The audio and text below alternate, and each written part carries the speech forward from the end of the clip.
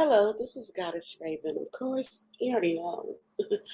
And this is the Goddess Raven Show. And I got a story that isn't getting coverage. It's really not getting much coverage, but I think it's something interesting that, you know, my Ravens will be interested in reading about. And also praying for this guy to get another job. Let's get into this. Like, y'all know you're like, what am I talking about? Okay. TV anchor Frank Somerville pulled off the air over Gabby Petito dispute after Joy Reid's missing white women comments.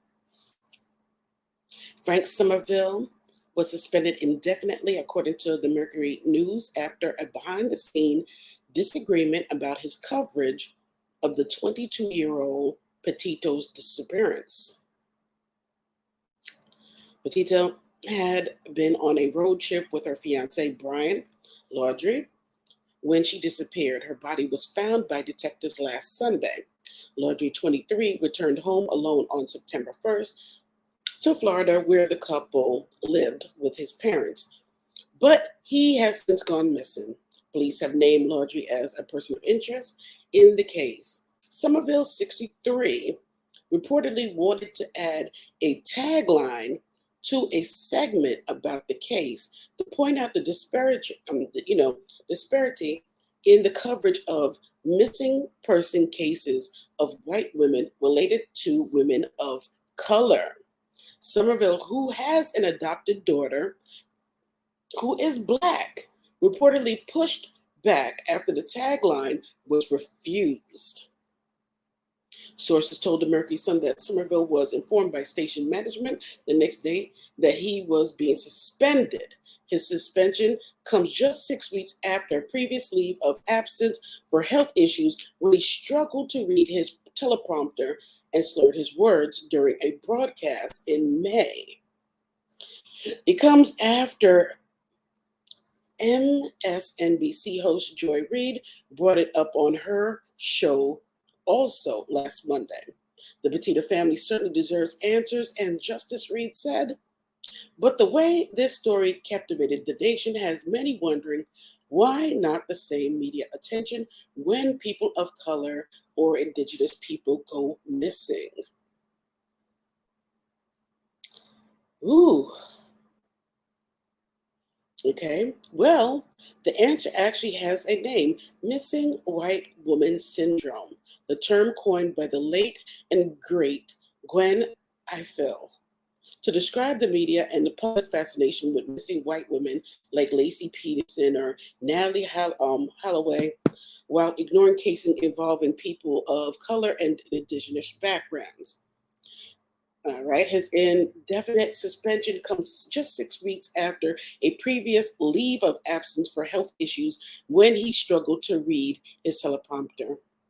Reid was hosting a discussion with representatives from the Black and Missing Foundation and Not Our Native Daughters Foundation when she made the comments. Speaking about the case of a missing genealogist, Daniel Robinson, she said, I never heard of it until this friend of mine sent it to me.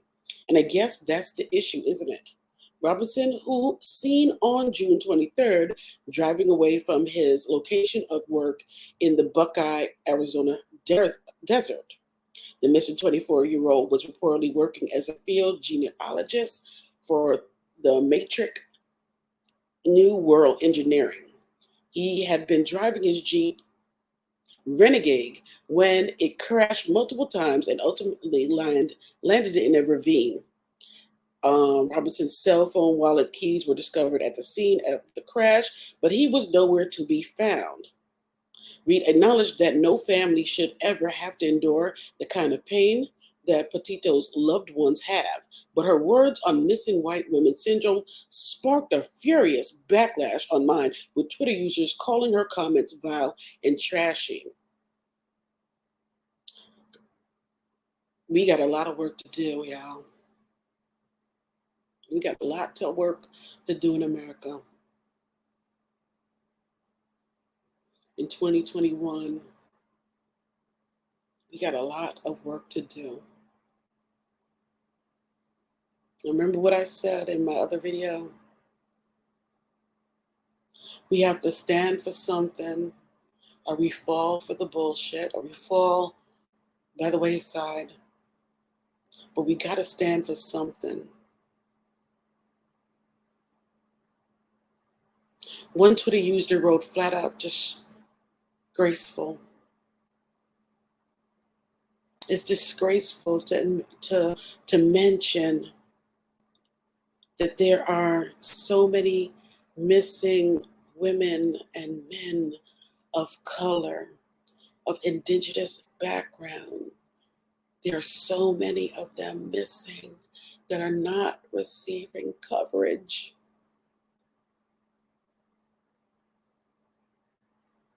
And to mention it and to talk about it,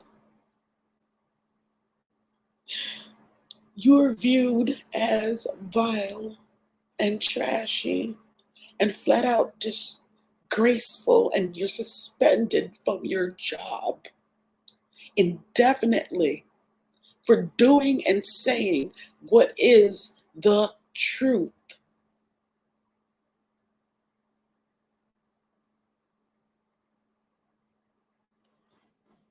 A GOP candidate, I want y'all to pay attention to the agendas that are going on as we are talking about, or as we are paying attention to bullish fake beefs on YouTube.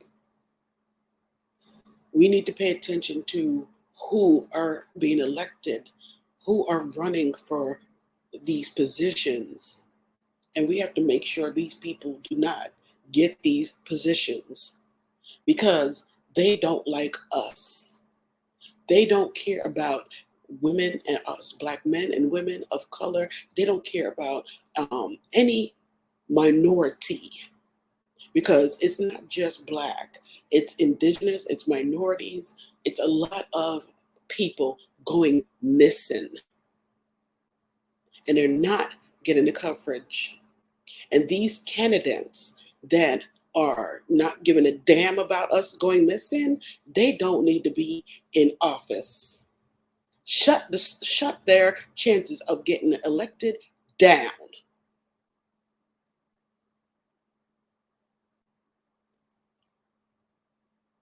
Okay? Got to stand for something. So GOP candidate Lorraine Spicer said that this is pure evil speaking. So to mention that there are men and women that are missing, and parents are at home crying, missing their babies, missing their children, missing, wondering, and just, wanting to get some kind of press attention. This is considered pure evil and evil speaking, to mention minorities and indigenous people and people being missing. Are we still viewed as animals? Are we not worth being found? Are we not worth getting the coverage necessary? But it starts with us. We, as YouTubers of color, of indigenous backgrounds, we need to step up to the plate and start covering our issues. It starts with us. We have to have enough respect for ourselves and our loved ones and our brothers and sisters out there to want to find them.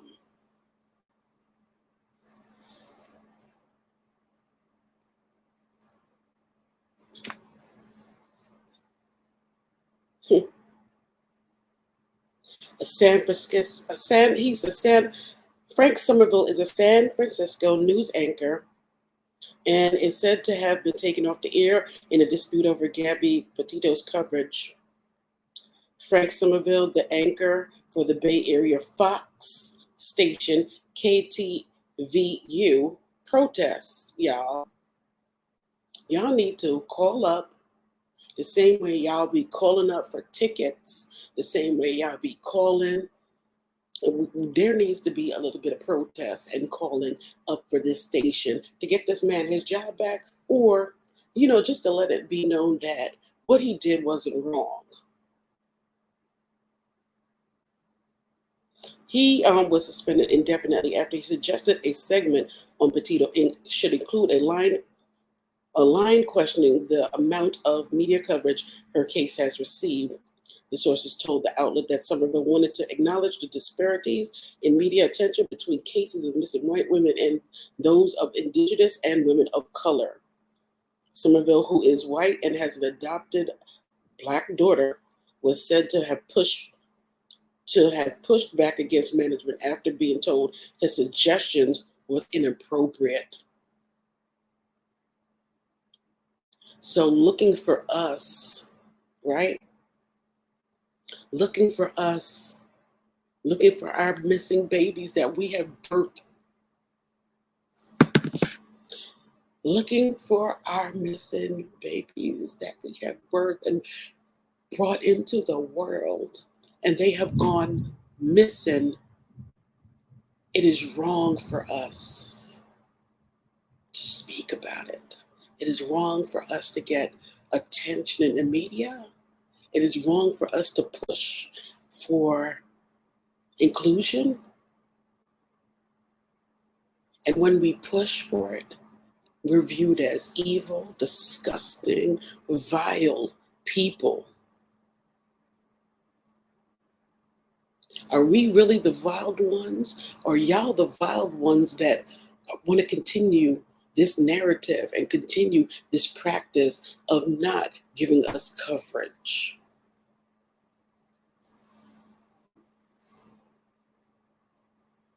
So let's get into who Frank is. I want to really show you who Frank is.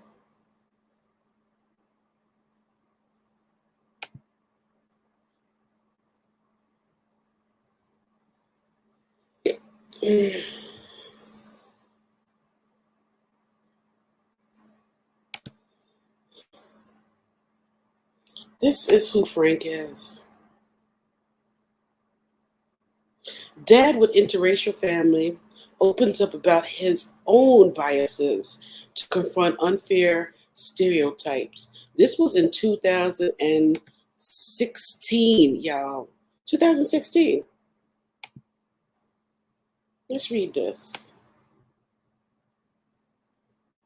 This is Frank's words. I have a confession to make. That's the simple opening statement of a Bay Area father's Facebook post, admitting that he still harbors some racial biases despite the fact that he is a father of a Black child. Look at him. Look at him.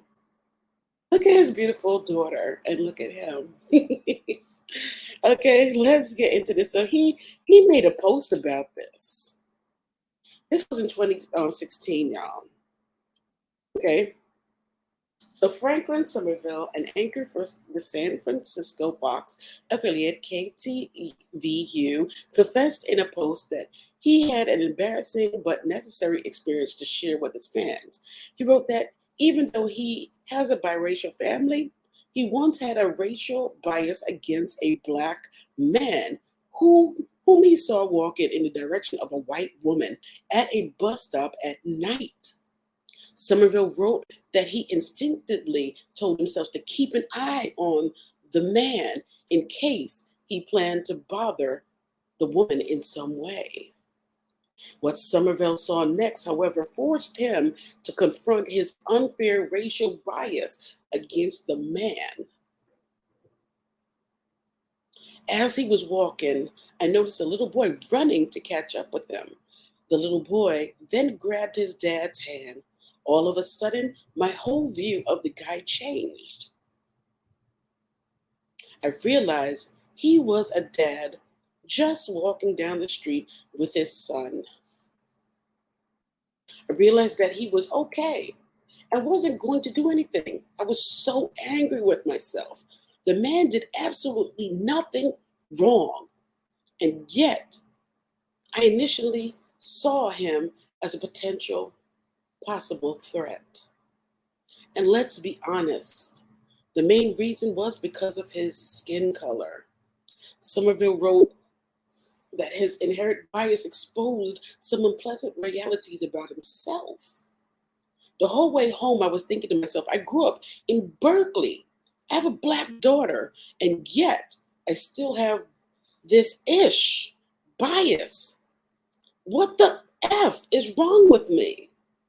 He noted the hypocrisy in his thinking versus the warnings he had issued his daughter about others treating her unfairly for being black. And on top of that, I just had a talk with my daughter about how people might treat her differently from her white sister based solely on her skin color. And now here I am doing the exact same thing. I was/am really disappointed in myself. But it also shows how strong the bias can be. And I hope by telling this story that maybe it will get other people to think about their biases. We all have them. And the only way to eliminate them is to realize that they are there in the first place. And this is Frank Somerville with his daughter.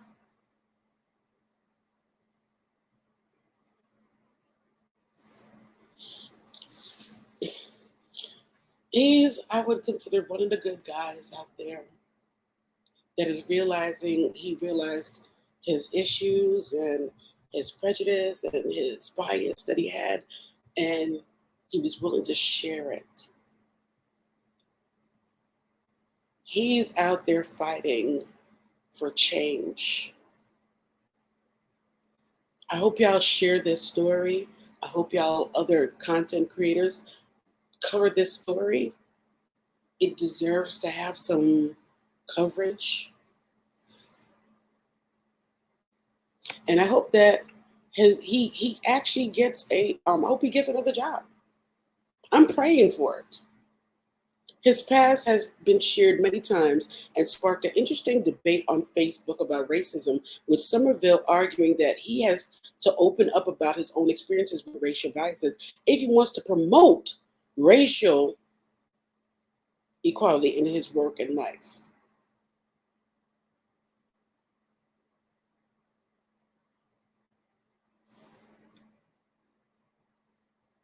So yeah, my, my feeling is that if I feel I want to promote discussion, I have to be willing to put myself out there first. Yes, it's embarrassing. So yeah, this is what he wrote on his thing. Yeah, I'm having a major, major storm here. So I'm going to have to end this. But, check out his page.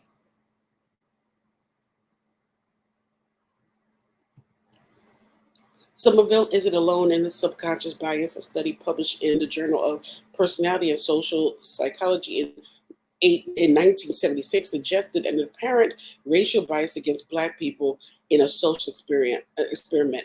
Study participants were asked to watch footage of a Black person shoving another person and a white person shoving someone else, while subjects observing a video of ongoing interaction occurring in another room labeled an act of ambiguous shove as more violent when it was performed by a Black than when the same act was perpetrated by a white. A 2003 study conducted by Northwestern University turned up similar findings. Researchers created computer-generated faces that were identical with the exception of skin color. Study participant rated the faces with Black skin as appear more hostile than those with white faces. Compared with individuals low in,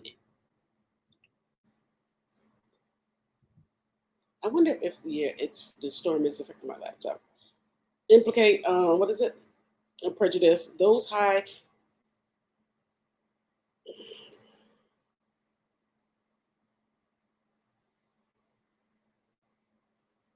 Lingering long and okay, so wait. Lingering, I don't know, this my laptop is missing. Lingering long and appearing more quickly on the faces of African Americans, the author wrote. Thus, stereotypic expectancies appear to penetrate a fundamental aspect of online person perception. These findings add to the evidence from social cognition, what is it, cognition? Research showing that relatively low level cognitive processes, such as attention and encoding, are subject to effects of stereotypes and prejudice. So, yeah. So, y'all,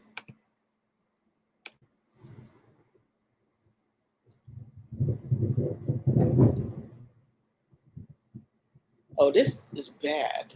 Y'all comment below and let me know what y'all think of the story. Share it on your Facebooks, share it on your Twitters. I think this story really deserves a lot of coverage, and this man deserves his job back or deserves a place where he can express his views. He needs to be on like maybe CNN or MSNBC or one of these stations need to pick this guy up. I think he's worth having as an anchor on another news network.